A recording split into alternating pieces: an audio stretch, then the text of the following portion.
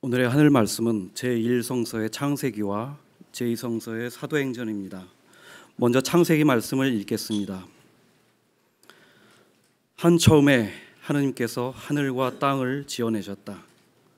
땅은 아직 모양을 갖추지 않고 아무것도 생기지 않았는데 어둠이 깊은 물 위에 뒤덮여 있었고 그 물 위에 하느님의 기운이 휘돌고 있었다. 하느님께서 빛이 생겨라 하시자 빛이 생겨났다. 그 빛이 하느님 보시기에 좋았다. 하느님께서는 빛과 어둠을 나누시고 빛을 낮이라 어둠을 밤이라 부르셨다. 이렇게 첫날이 밤낮 하루가 지났다. 이어서 제2성서의 사도행전 말씀을 읽겠습니다. 아폴로가 고린토에 머물러 있는 동안 바울로는 북부 지방을 거쳐 에페소에 이르렀다. 거기에서 몇몇 신도들을 만나 당신들이 신도가 되었을 때 성령을 받았습니까? 하고 물어보았다. 그랬더니 그들은 우리는 성령이라는 것이 있다는 말조차 들어보지 못하였습니다. 하고 대답하였다. 바울로가 그러면 당신들은 어떤 세례를 받았습니까? 하고 다시 묻자 그들은 요한의 세례를 받았습니다. 하고 대답하였다. 이때 바울로는 다음과 같이 일러주었다. 요한은 사람들에게 죄를 회개한 표시로 세례를 베풀었습니다. 그러나 요한은 자기 뒤에 오실 분 곧 예수를 믿으라고 사람들에게 가르쳤던 것입니다. 그들은 이 말을 듣고 주 예수의 이름으로 세례를 받았다. 바울로가 그들에게 손을 얹자 성령께서 그들에게 내리셨다. 그러자 그들은 이상한 언어로 말을 하고 예언을 하기 시작하였다. 이렇게 성령을 받은 사람들은 모두 12사람쯤 되었다. 다 함께 창세기 1장 2절 3절 말씀을 읽겠습니다. 어둠이 깊은 물 위에 뒤덮여 있었고 그 물 위에 하느님의 기운이 휘돌고 있었다. 하느님께서 빛이 생겨라 하시자 빛이 생겨났다. 이 말씀으로 귀한 깨달음과 결단이 있으시기를 바랍니다.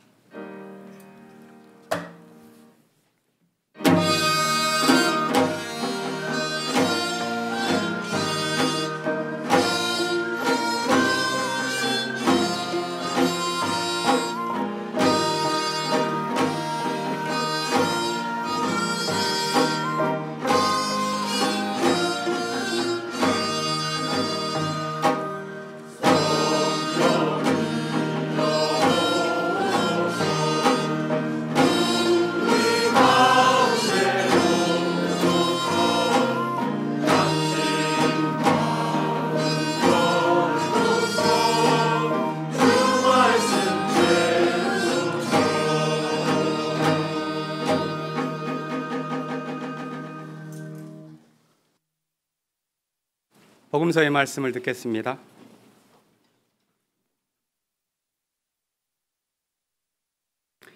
세례자 요한이 광야에 나타나 회개하고 세례를 받아라. 그러면 죄를 용서받을 것이다 하고 선포하였다. 그때 온 유다 지방과 예루살렘에 사는 모든 사람이 그에게 와서 죄를 고백하며 요르단가에서 세례를 받았다. 요한은 낙타 털옷을 입고 허리에 가죽띠를 두르고 메뚜기와 들꿀을 먹으며 살았다. 그는 사람들에게 이렇게 외쳤다. 나보다 더 훌륭한 분이 내 뒤에 오신다. 나는 몸을 굽혀 그의 신발끈을 풀어드릴 만한 자격조차 없는 사람이다. 나는 너희에게 물로 세례를 베풀었지만 그분은 성령으로 세례를 베풀 것이다. 그 무렵에 예수께서는 갈릴레아 나자렛에서 요르단으로 요한을 찾아와 세례를 받으셨다. 그리고 물에서 올라오실 때 하늘이 갈라지며 성령이 비둘기 모양으로 당신에게 내려오시는 것을 보셨다. 그때 하늘에서 너는 내 사랑하는 아들, 내 마음에 드는 아들이다 하는 소리가 들려왔다. 이는 주님의 말씀입니다. 자리에 앉아 주십시오.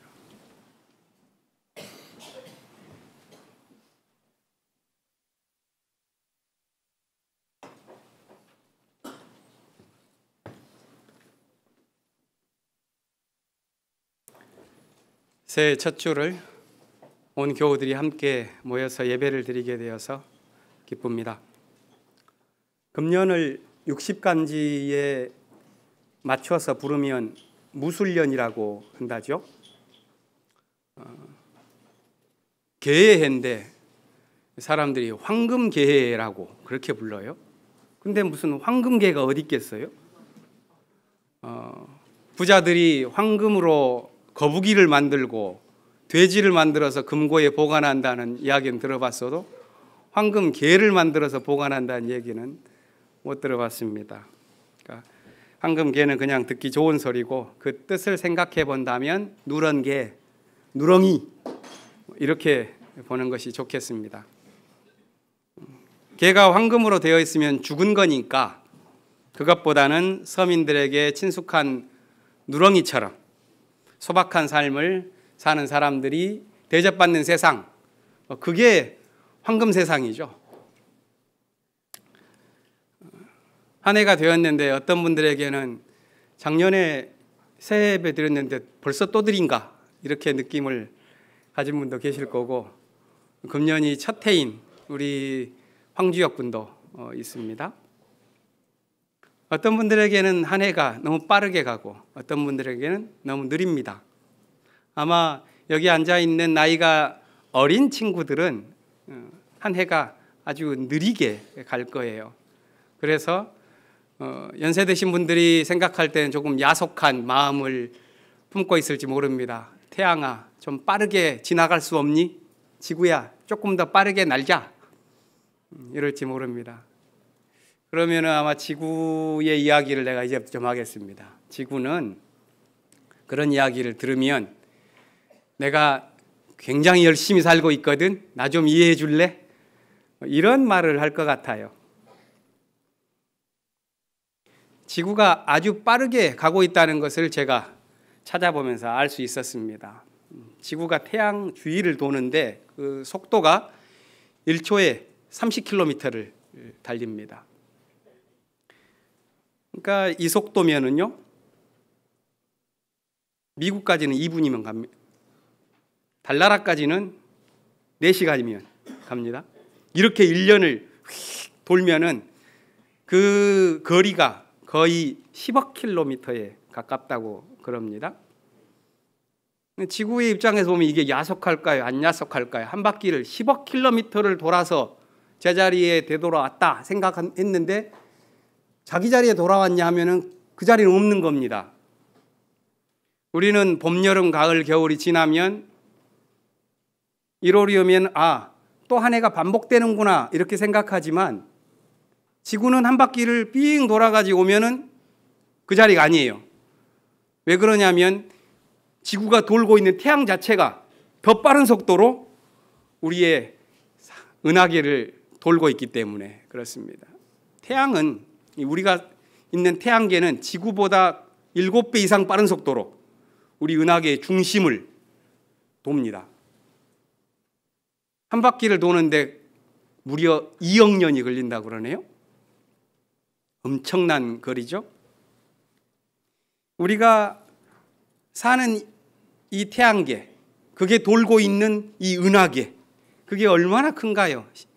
은하계의 지름이 10만 광년이래요. 우리가 사는 은하계만 10만 광년이면요, 지구가 아까 빠른 속도로 나른다고 그랬잖아요. 지구의 10,000배의 속도로 날아갔을 때 10만 년 걸리는 게 우리가 사는 은하계 넓이입니다. 그런데 그게 끝이 아니에요. 우리 은하계 밖으로 나갔을 때는 뭐 없냐? 그게 아닙니다. 우리 은하계만한 게 거의 1,000억 개에서 2,000억 개가 있다고 그러니까 그걸 생각을 해본다면 좀 어지럽죠? 아니면은 그 우주에 비춰본다면 우리의 인생이란 것은 뭐 정말 티끌이다 하는 그런 표현이 맞습니다. 어떻게 살아야 할까요? 이렇다면 이 우주를 우리는 어떻게 살아야 합니까? 제가 유영모라는 분의 이야기를 여기서 잠시 들려드리겠습니다. 함석헌 선생님의 선생님이셨다는 분인데요. 유영모 선생님은 아침에 일어나면은 딱 앉아서 기도를 하십니다. 주로 무릎을 꿇고 하셨어요. 그분은 그 기도하는 것을 우주 여행이라고 생각하셨습니다. 지구가 아주 빠르게 가잖아요. 태양을 공전하는 속도 초속 30km, 태양이 은하계를 공전하는 속도 초속 220km, 그것만 하더라도 엄청난 거죠. 이렇게 돌아가면서 220km 돌아가니까 아주 어지럽습니다. 이분은 어지러우니까 눈을 딱 감고 지구를 걸터 딱 앉는 거예요. 그리고 나서 우주여행을 하는 거죠. 눈 감고. 그 비유를 들은 것은 우리가 티끌처럼 살 것이 아니라 지구를 타고 한번 우주여행하는 우주인처럼 살자. 인생을 살아가는 큰 마음, 참 뜻, 그런 게 어디가 있겠는가. 그걸 좀 궁리하면서 살자. 그런 가르침 아니겠습니까? 엊그제 마음이 답답해서 산에 올랐습니다. 교회에 오는 길에 자아문터널 옆으로 올라가서 보암동에서 정릉 넘어가는 산길이 있는데 그 언덕배기에 정자가 있거든요. 그 정자에 오르면 이 세종로가 뻥 뚫려 있어요. 거기서 조금 더 가면은 남산이 보이고 우리 교회가 어디쯤 있는가 하고 찾아봤더니 보일 턱이 있습니까? 안 보이죠. 아, 저쯤에서 우리가 복닥거리면서 살고 있는 거구나 하는 생각을 하면서 내려왔습니다. 새해를 맞으면서 우리가 유영모 선생님처럼 우주인답게 살 수는 없다 하더라도 최소한 산처럼 우리 눈앞에 보이는 세계만큼은 품고 살아가는 게 좋겠다. 그런 다짐을 해봅니다. 새해를 맞자마자 북한 김정은 위원장의 신년사가 발표되었고 많은 분들이 참 시원하다 하는 느낌을 말씀하셨습니다. 하루씩 지날 때마다 좋은 소식들이 남북으로 꼭 탁구를 하듯이 오가면서 기쁜 소식이 들려왔었죠. 올 한 해 이렇게 계속 탁구를 하면서 평화가 완전히 정착되어서 그런 말이 있지 않습니까? 최종적 불가역적 상황이라는, 그게 여기에 적용돼야 됩니다.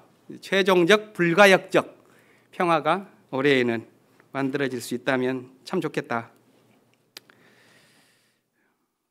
오늘은 교회력으로 말하면 주연절입니다.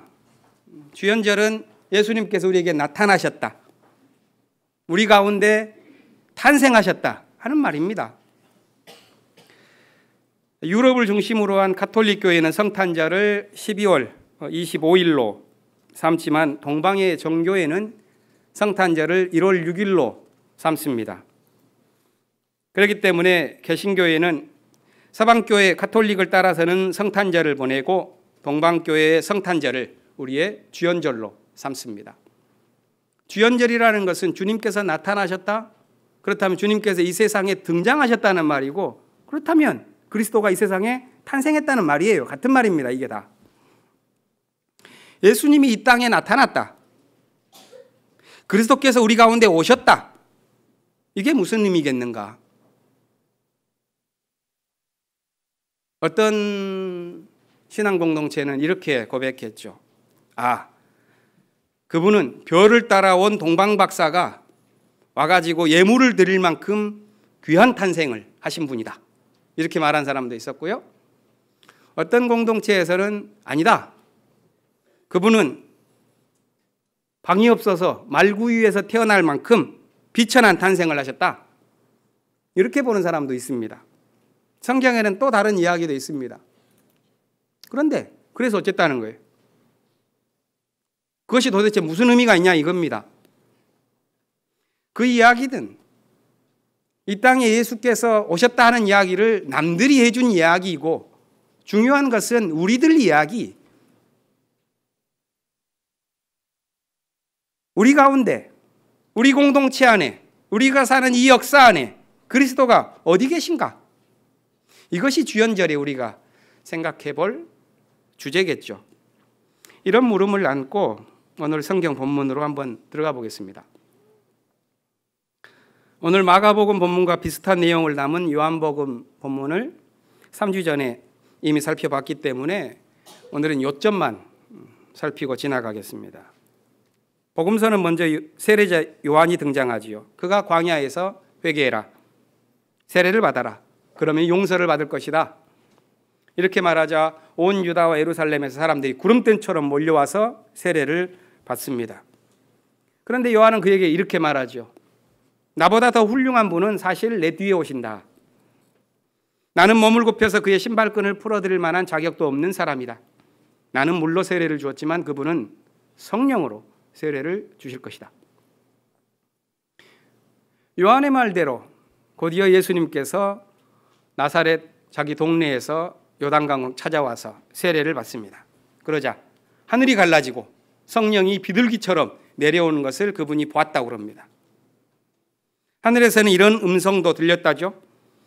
너는 내 사랑하는 아들, 내가 기뻐하는 아들이다. 이것을 주연절에 묵상해 왔어요. 왜 그랬을까요?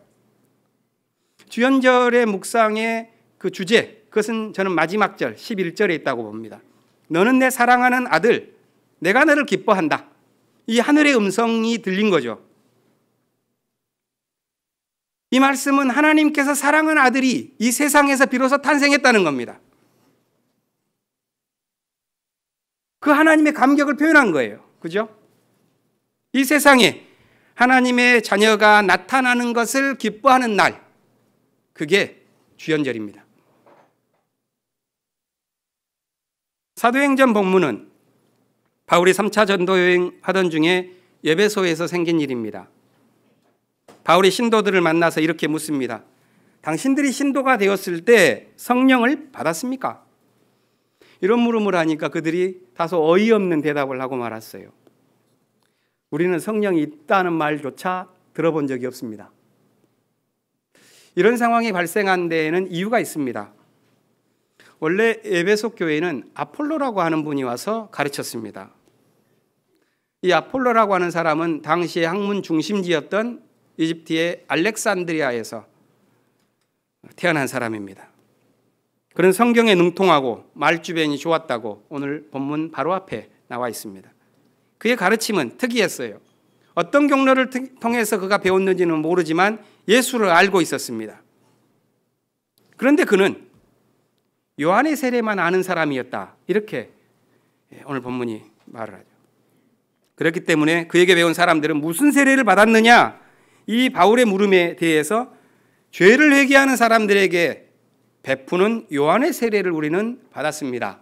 이렇게 대답합니다. 그러자 바울은 그들에게 예수의 이름으로 세례를 주었습니다. 그때 그들이 방언을 하고 예언을 하게 되었다고 말합니다. 이 마가복음 본문과 이 사도행전 두 본문은 요한과 예수를 대비시켰습니다. 그래서 요한은 낮추고 예수를 높였죠. 아폴로의 가르침과 바울의 가르침을 대비시켰고 요한의 세례인 회개의 세례와 예수의 세례인 성령의 세례를 대조했습니다. 그러면서 메시지를 구성합니다. 그 메시지는 뭔가? 요한도 중요했지만 예수를 통해서 하나님의 뜻이 이 세상에 완전히 나타났다 하는 거죠. 예수를 통해서 이 세상에 성령 세례를 받은 사람들이 등장한 것이다. 이 말입니다. 그것이 주연절의 메시지죠. 근데 여기서 이 이야기를 조금 더 자세히 들여다보면 다른 의미가 발견됩니다. 그것은 예수가 등장하기 전에 있었던 요한이라고 하는 존재, 바울이 가르치기 전에 있었던 아폴로라고 하는 사람이 했던 그 전도의 의미, 그것에 관한 것입니다.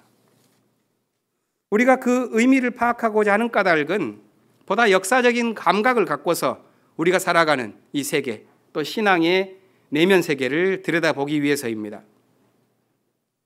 역사적인 견지에서 본다면 분명히 요한은 예수 운동의 모판입니다. 아폴로의 전도는 바울의 세례가 가능케 했었던 디딤돌과도 같은 것입니다. 그것은 마치 올 봄에 필 매화꽃, 그것이 작년 겨울부터 지속되었었던 그 추위, 거기에 숨겨져 있는 것과 같은 겁니다. 그게 세상의 이치고 우주의 작동 원리고 또 창조의 원리입니다. 그렇다면 주연절 메시지도 마찬가지겠죠. 저 하늘에서 뚝 떨어진 하나님 아들에 관한 이야기가 아니라 이 역사 안에서 올려대던 그 오랫동안 우리의 그 기도, 그 메아리를 하나님께서 들으시고 응답한 이야기다. 또 민중들이 흘린 눈물로써 이 시대의 죄악을 씻는 세례가 있었고 그것을 통해서 하나님의 영을 받은 하늘의 자녀들이 이 역사 속에서 등장한다. 그것이 우리가 주연절의 의미를 캐고 캐다 보면 도달할 그런 자리 아니겠는가. 오늘 창세기 본문은 아주 함축적인 의미를 담고 있습니다. 지난 9월 창조절이 시작될 때 제가 이 본문으로 하늘빛 표기를 하면서 창세기 첫 시작을 이해하는 두 가지 방식이 있다는 말씀을 드린 적이 있습니다. 그 차이는 1절을 읽는 방식에 달려 있습니다.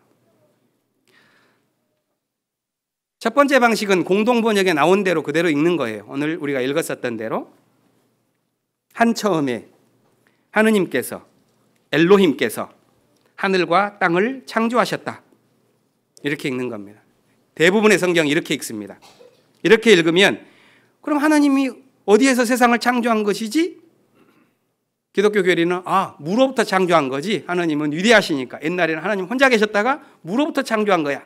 이렇게 생각을 합니다. 그래서 무로부터 창조했던 그 결과물들이 2절부터 나오는 것으로 해석하게 됩니다.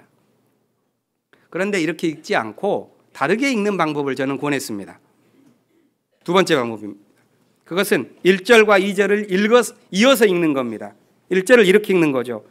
태초에 하나님이 천지를 창조하시던 때에 이렇게 읽고 2절을 이어서 읽는 겁니다. 그때에 땅은 아직 모양을 갖지 않고 비어 있으니 어둠이 깊음을 덮고 하느님의 영은 그 위를 움직이고 있었다.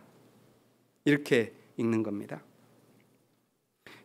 최근의 성서 연구는 이런 방식으로 읽는 것을 권장합니다. 새번역 성경과 미국의 개역 표준 성경은 그렇게 읽고 있습니다. 만일 이렇게 읽으면 하나님이 천지를 창조하시던 때에 아무것도 없었던 것이 아니라 이 세계가 혼돈과 공허의 상태로 존재했다. 이렇게 읽을 수가 있겠죠. 그 상태를 정확히 보는 것이 2절 후반부입니다. 어둠이 깊은 물 위를 덮고 있었고 그 위에 하느님의 기운이 휘돌고 있었다. 이게 하느님이 천지를 창조하던 때 묘사입니다. 그러니까 하나님이 무언가를 만들어내는 창조를 시작하려고 했었을 때 그때 이 세계에는 두 가지 요소가 있는 겁니다. 하나는 어둠이 뒤덮고 있는 깊은 물, 히브리어로 테홈 이게 있고 다른 하나는 그 테홈을 위를 휘돌고 있는 하나님의 기운, 루아흐라고 그러죠. 이게 있는 겁니다. 이렇게 테홈 위를 루아흐가 휘감으면서 교감하는 상태, 그 속에서 창조가 이루어지는 겁니다. 하나님께서 빛이 있으라. 빛이 생겼습니다. 그러니까 하나님의 최초의 창조물로서 모든 질서가 환하게 드러나는 빛이 탄생한 겁니다. 여기서 질문을 하나 더 해보겠습니다. 이 빛은 도대체 어디서 왔는가? 제일 게으른 신학자들은 권위를 빌려서 교리를 빌려서 그건 역시도 하나님 말씀으로 무로부터 창조했다. 이렇게 말을 하죠. 그런데 빛이 무로부터 창조된 것이 아니라 어둠으로부터 분리되었다.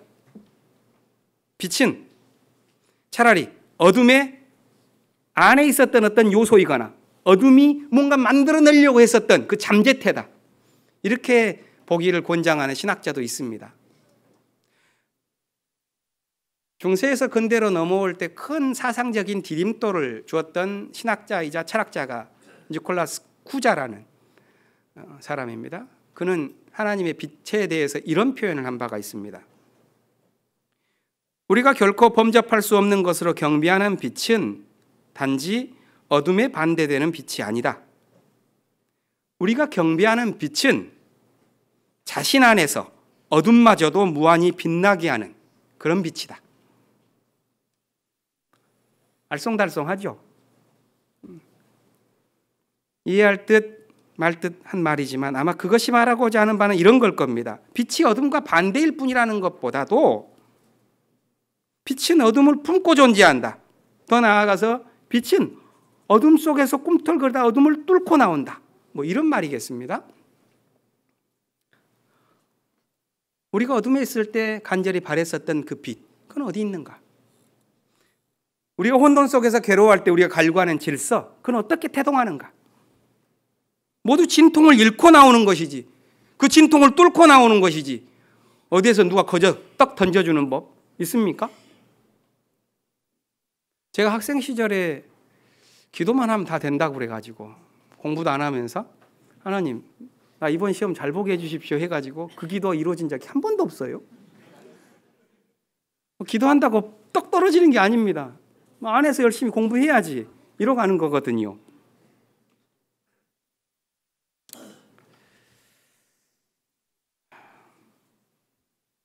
우리가 바라는 빛, 우리가 원하는 질서, 그것은 우리의 진통을 뚫고 나옵니다. 어떤 전능한 존재의 말끔한 입술을 통해서 진공 상태에서 창조되는 것이 아니라는 말입니다. 역사 속의 모든 새로운 창조는 그렇습니다. 혼돈과 어둠의 시기에 있는 진통을 안고 신비롭게 태동하는 거죠. 그것이 바로 오늘 창세기 1장의 역사적 배경이 되는 포로기의 경험과도 같습니다. 바벨론 제국이라고 하는 그 압도적인 힘의 문명을 살았던 사람들, 그 권력에 눌렸었던 사람들의 그 암흑과 같은 삶, 그 세계 속에서 빛과 생명의 질서를 목말라 했었던 그들의 이야기가 오늘 성경의 이야기거든요. 이 본문에 대한 이해를 높이기 위해서 제가 마지막으로 함석헌 선생님의 이야기를, 그분이 했던 묵상을 인용해 보겠습니다. 67세, 요즘은 67세는 대부분 정정하십니다. 그분이 67세 때 쓰신 글인데 그 글의 제목은 저항의 철학입니다. 천지 창조하려는 하나님이 물 위에서 운동하셨다는 그 운동은 도대체 무슨 운동인가? 반항운동이다. 그 운동이라는 말은 곧 영겁의 침묵을 깨치려는 첫 말씀의 고민이요, 무한 기품의 혼돈을 뚫고 나오려는 코스모스의 몸부림이요, 원시의 어둠을 한 칼에 쪼개려는 빛의 떨림이다. 진동하고 진통하던 끝에 빛이 있을지어다 하는 벼락 같은 소리를 질렀을 때 완전히 늙은 하나님은 죽어 터져 티끌로 헤어지고 영원히 새로운 자유의 역사가 돌기 시작한 것이다. 멋지죠? 오늘 우리는 세 개의 본문을 살펴봤습니다. 세 본문 모두 같은 관점에서 저는 읽어봤습니다. 그것은 도약이라는 관점입니다.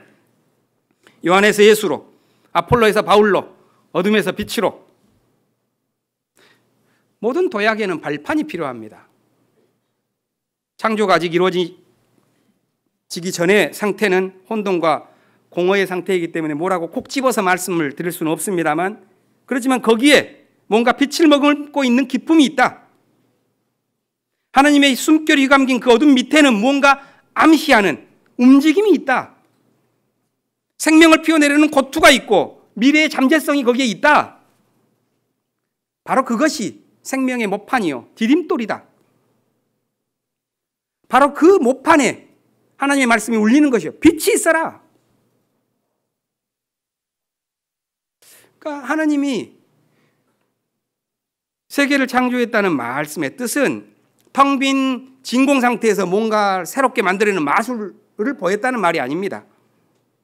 그것은 어둠이 머금고 있는 암시를 깨트려서 밝혀내는 것, 고투하는 삶의 열매를 정당하게 부어주는 것, 아직 생명으로 피어나지 못한 그 잠재성이 생명세계 밖으로 환하게 뛰쳐나올 수 있도록 돕는 것, 그런 은총을 베푸셨다.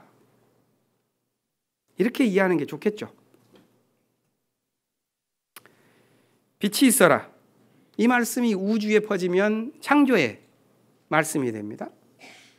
그 말씀이 우리 안에 들어오면 우리를 새롭게 지어내는 하늘의 명령이 됩니다. 빛이 있어야 한다. 어둠 속에 머물지 말고 새로운 창조에 힘쓰라는 하나님의 호출이죠. 그건 이 땅이 비록 혼돈의 세계처럼 보인다 할지라도 하나님의 영과 더불어서 생명과 정의와 평화의 세계를 가꾸어야 한다는 하나님의 명령이죠. 새해가 되었으니까 우리 삶에도 하나님의 빛을 비춰야겠습니다. 하지만 우리가 비춘다고 밝게 빛나는 것은 아닙니다. 왜냐하면 빛은 하나님께서 지어내시는 것이기 때문에 그렇습니다. 우리는 그냥 산처럼만 살면 됩니다. 이미 우리 안에 빛이 있음을 느낄 그런 기회를 얻게 됩니다. 신실하신 하나님께서 우리 안에 오래전에 빛을 담아주셨습니다. 우리의 새해는 그러니까 그런 의미에서 이미 빛나는 새해인 겁니다. 밝혀졌어요. 산처럼 우리 삶을 품고 가면서 주의 빛으로 밝혀진 새해를 우리 모두가 힘차게 걸어 나아가기를 기원합니다. 침묵합시다.